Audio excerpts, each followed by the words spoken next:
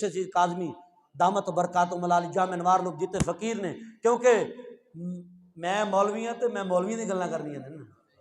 अगर तुस भलवान है तो भलवान भलवाना की गल्लां करते हैं। दुनियादार मैं जिन्हों का खादा तो मैं तो उन्होंने गीत गाने ने ना। हजूर का खाने हजूर के सदके मिल रहा जो कुछ है मिंबर मेरे मुस्तफा दा है, तो मैं तो उन्होंने गल करनी है ना। तो लोग इन मेरे गल्लां नूं वोटां दे पासे लै ना हरगिज ना लैके जाए जे। सिर्फ मैं दस रहा क्या अच्छा है या बुरा है।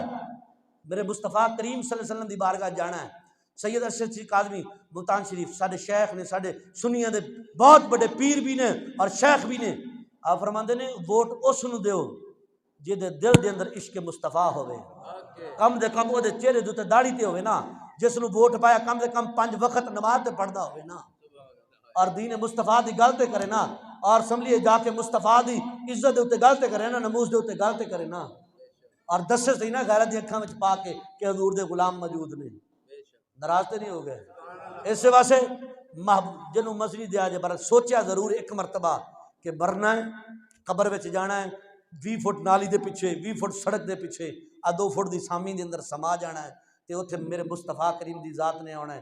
तो सरकार ने आउंदे ही पूछ लिया, हाँ भी मेरे दीन वास्ते की करके आया है, मेरे दीन वास्ते की करके आया।